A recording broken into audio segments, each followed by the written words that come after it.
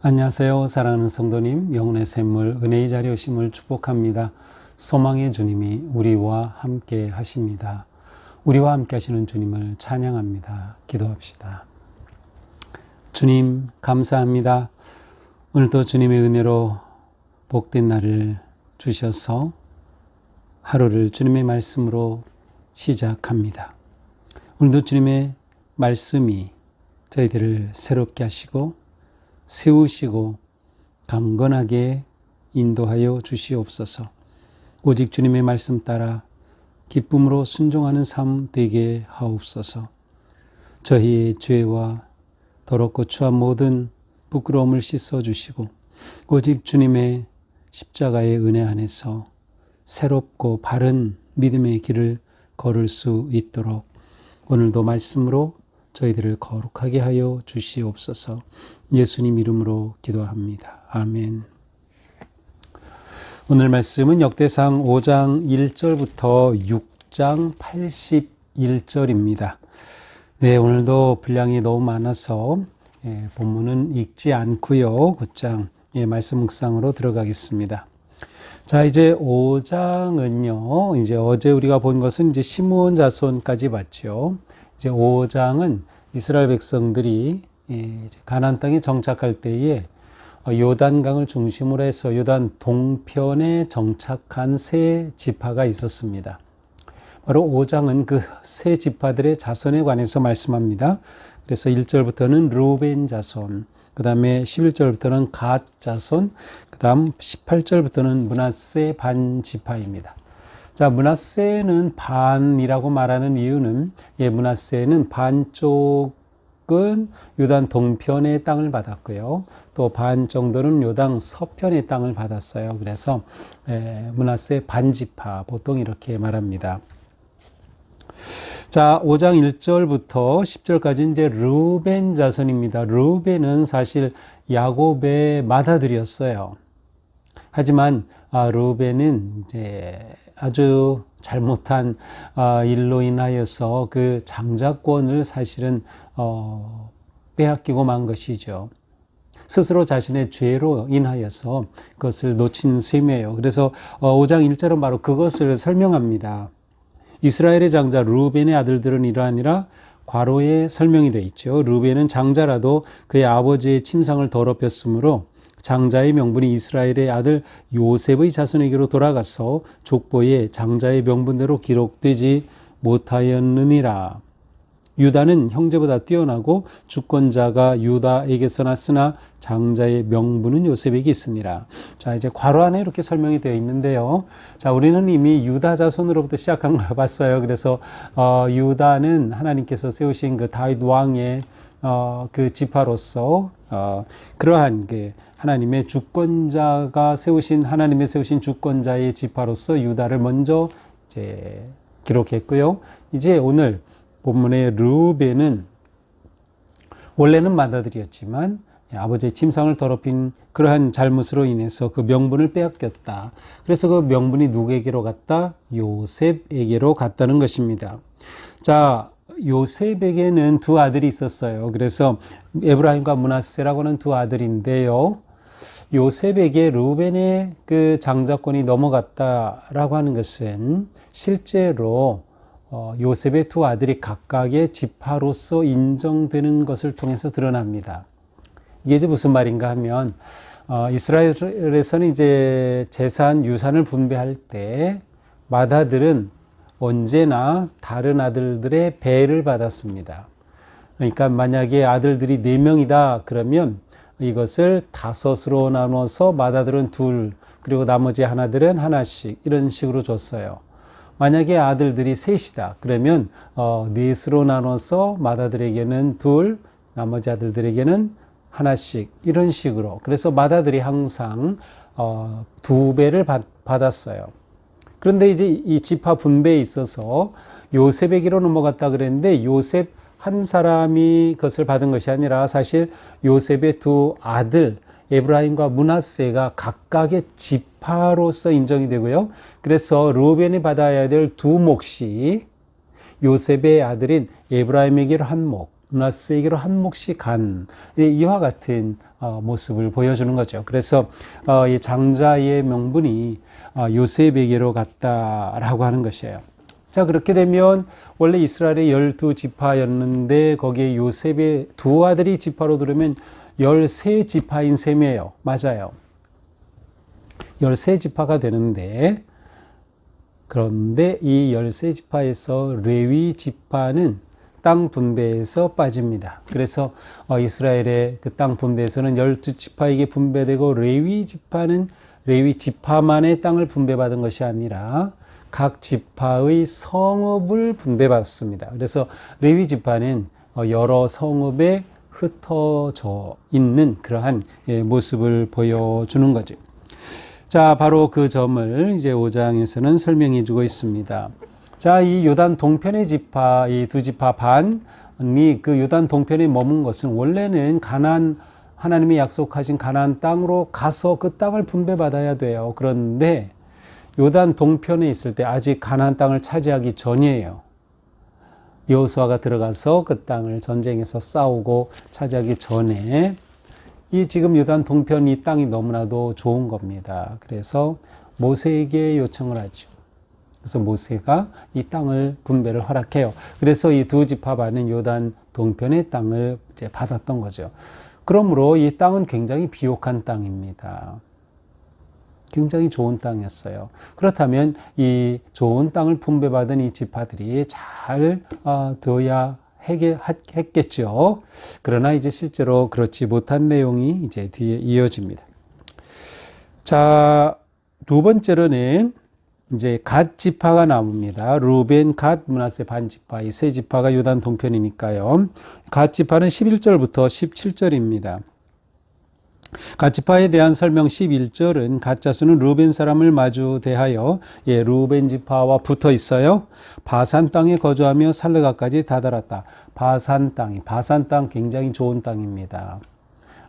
이 바산에 굉장히 비옥한, 그리고 이곳에는 부자들도 많이 있었어요. 아주 좋은 땅이었기 때문에 바로 이곳을 분배받았던 것이에요. 자, 그 다음에 18절부터는 므낫세 반 지파입니다.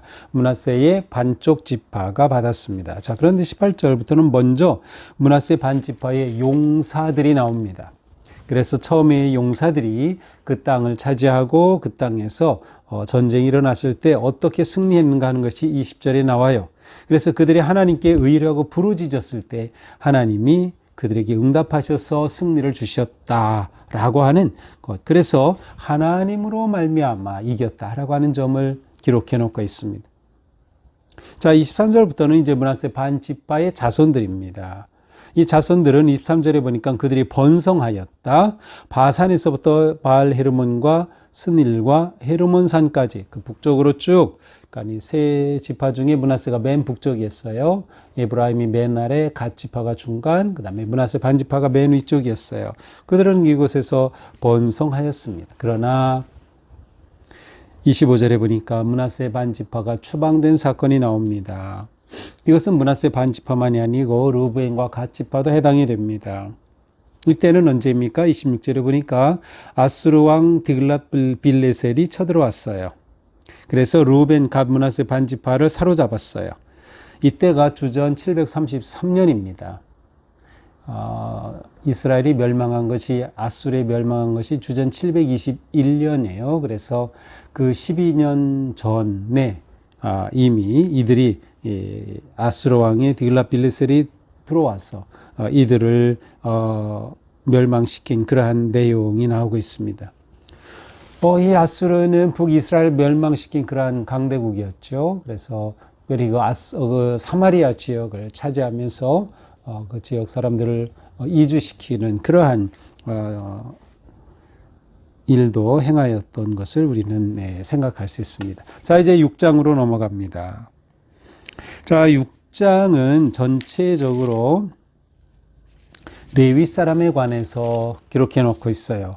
81절까지 아주 가장 긴 절을 이 레위 가계에 관한 기록으로 채우고 있습니다. 자, 이렇게 한 이유는 이 레위 지파는 제사장 가문 지파였고요. 또 성전에서 일을 맡아보는 사람들이었어요.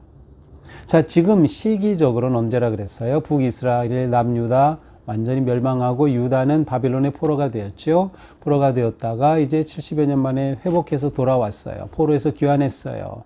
비록 에스라, 느헤미야와 같은 그런 학계, 뭐와 같은 선제를 통하여서 그들이 성전을 스르바벨의 성전이 회복되기도 하고 또 성벽을 새로 세우기도 했지만 아주 페르시아의 속국으로서 온전한 그런 나라를 갖추지 못했죠. 이제 이런 상황에서 이 역대기가 기록되면서 희망을 주는 거예요. 이렇게 과거 역사를 기록한 것은 이것을 통해 우리가 다시 나라를 세우자, 우리 공동체를 바르게 세워가자라고 하는 것을 격려하는 것이죠. 그 세움에 있어서 가장 중요한 게 뭐예요? 성전의 회복이에요. 예배의 회복. 그런 점에서 레위 지파에 관한 기록이 6장에서 제일 길게 나오고 있습니다. 자, 먼저 6장 1절 레위의 가계가 나오죠. 레위계는 세 아들이 있었습니다. 게르손, 그핫, 무라리 1절이죠. 그 중에서 먼저 그핫 자손들이 쭉 나옵니다. 그핫 자손 2절부터 쭉 나오죠. 이 그핫 자손들은 2절에서 15절까지 나옵니다. 자, 이 그핫 자손들은 제사장 직분, 특별히 대제사장 직분을 받은 그러한 자손들이었어요. 레위 아들들 중에 바로 그핫의 아들들이, 그래서 여기서 누가 나왔겠어요? 아론이 나오는 거죠. 대제사장 아론이 나오고, 아론이 나왔다면 그의 동생인 모세가 있는 거고요. 그의 누이인 미리암이 바로 이 그핫 자손들이었습니다. 바로 대제사장의 계보가 여기에 나오는 것이죠. 이렇게 해서 레위 지파의 대제사장들의 계보가 쭉 나오고요. 이것은 포로 전까지 계보가 쭉 나오고 있습니다.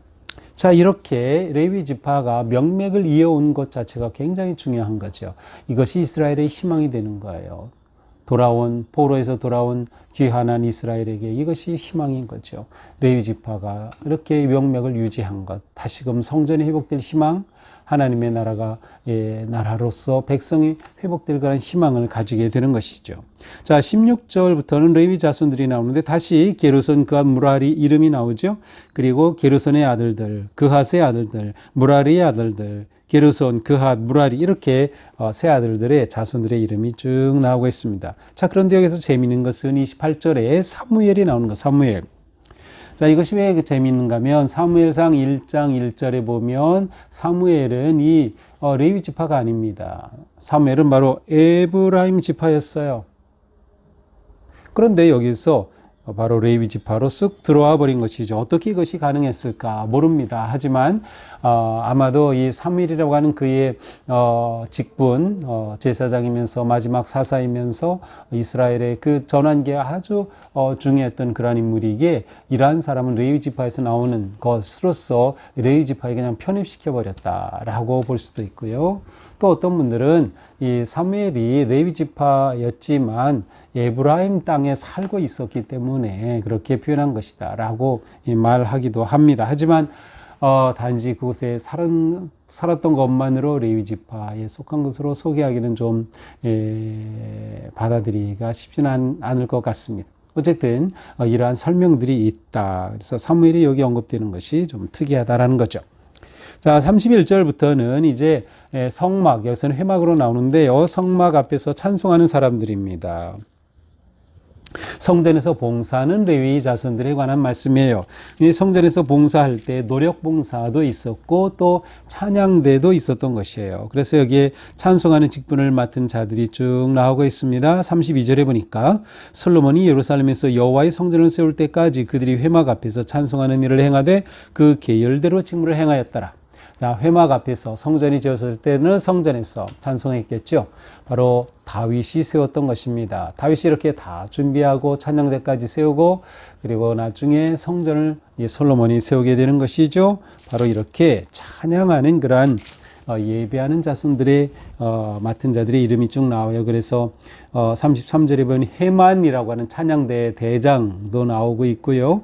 또 39절에 보면 아삽이라고 하는 역시 그 찬양대 지도자가 나오고 있어요. 바로 이 아삽의 경우는 시편에도 아삽이 지은 시가 나오는 것을 볼 수 있죠. 자, 49절부터는 아론의 자손입니다. 아론의 자손, 제사장의 자손입니다. 대제사장들의 자손이 쭉 53절까지 나옵니다. 자, 그 다음에는 레위 사람의 정착지가 나와요. 54절부터 마지막 절까지. 자, 아까 말씀드린 것처럼 레위인에게는 주어진 땅이 따로 없었습니다. 레위 지파에게 주어진 것은 없었어요. 따라서 레위인은 이스라엘의 12지파에 흩어져서 각각 성읍에 거주하게 되었던 것이죠. 그래서 이와 같은 성읍이 어디였는지가 이제 54절부터 쭉 나오는 것입니다. 그래서 제비를 뽑아서 그곳에 갔다. 또 그와 자손은 이렇게 됐다. 쭉 그 안에 나오고 있습니다. 자, 67절에서는 도피성이 나옵니다. 이 도피성은 고의가 아닌 그러한 살인을 저질렀을 때 피할 수 있는 그러한 성이었습니다. 요단 동쪽의 세 개, 요단 서쪽의 세 개라서 지리적으로는 거의 그 중간중간에 위치해서 어느 지역에서라도 빨리 갈 수 있는 그러한 곳이 바로 도피성이었어요. 바로 이 도피성, 레위 지파의 성에 바로 이 도피성이 정해져 있었던 것이죠. 그래서 레위 지파의 성과 함께 도피성이 언급되고 있습니다. 자, 이렇게 이 성읍이 이름들이 81절까지 계속 이어지고 있습니다. 자, 이것이 오늘의 본문입니다. 자, 오늘의 본문은 무엇보다 이스라엘의 나라의 회복, 공동체의 회복을 열망하는 그러한 마음이 담겨 있음을 볼 수 있어요. 하지만 우리가 왜 이렇게 되었느냐? 우리가 어쩌다가 이렇게 되느냐라고 하는 것까지도 기록함으로써 그들이 진정으로 온전히 하나님 앞에 회복되는 공동체가 되기를 원하였던 것이죠. 자, 회복되는 공동체의 핵심이 무엇일까요? 그렇습니다. 하나님을 의지하고 섬김이 최우선이다. 하나님을 의지하고 섬기는 것. 므낫세 지파에 관한 말씀에서 그들이 하나님을 온전히 섬기지 못할 때 우상에 빠지고 하나님을 버렸을 때 그들이 아수르에 의해서 멸망했다라고 하는 기록이 나왔었죠. 그렇습니다. 공동체가 지향해야 할 초점은 오직 하나님을 의지하는 것입니다.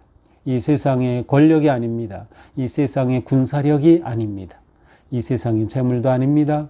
공동체가 진정으로 추구해야 할 것, 하나님의 공동체는 오직 하나님을 의지하고 섬김이 최우선이다.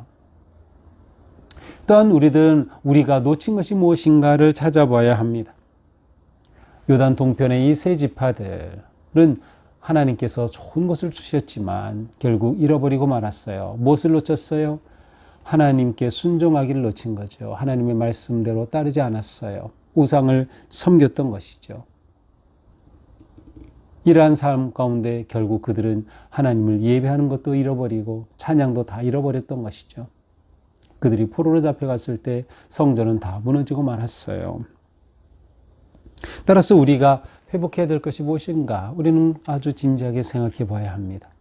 우리에게서 예배가 회복이 되고 찬양이 회복이 되고 기도가 회복이 되고 무엇보다 우리가 순종의 삶, 말씀을 따라 순종하며 내 정체성을 회복하는 것이 너무나도 중요한 일입니다. 이러한 모든 것을 우리는 하나님 앞에 우리의 거룩함을 회복하자라고 말할 수 있을 것 같아요. 그들이 거룩함을 잃어버렸을 때 멸망하고 민족이 이렇게 다 흩어지고 말았던 것처럼 우리가 거룩함을 잃어버리면 하나님의 온전한 백성됨의 정체성을 잃어버리면 우리는 이 세상이 그냥 흡수되고 마는 거예요. 너무나도 슬픈 일이죠. 그러므로 우리는 거룩함을 회복하자. 우리의 정체성을 지켜나가자. 나는 하나님의 자녀라는 것, 그리스도인 성도라는 이 소중한 우리의 믿음을 지켜나가야 할 것입니다. 오늘 하루도 우리가 오직 하나님만 의지하고 하나님만 바라보면서 우리의 온전한 믿음의 정체성을 세워가는 그런 복된 하루가 될 수 있기를 축복합니다. 기도합시다.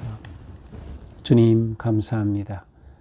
저희의 삶이 오직 주님만 의지하고 주님만 예배하고 주님만 바라게 하옵소서.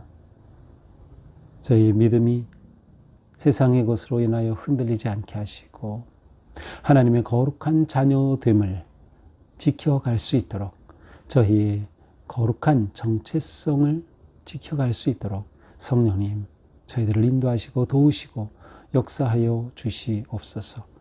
온전히 하나님의 뜻에 순종하고 하나님을 따름이 저희의 가장 큰 기쁨이며 저희에게 힘이 되는 그런 능력의 길이 될 줄 믿습니다. 저희를 그러한 길로 이끌어 주시옵소서. 예수님 이름으로 기도합니다. 아멘. 네, 오늘도 주님 은혜로 우리 삶이 오직 주님만 의지하고 예배하는 그런 하루가 되기를 축복합니다. 사랑합니다.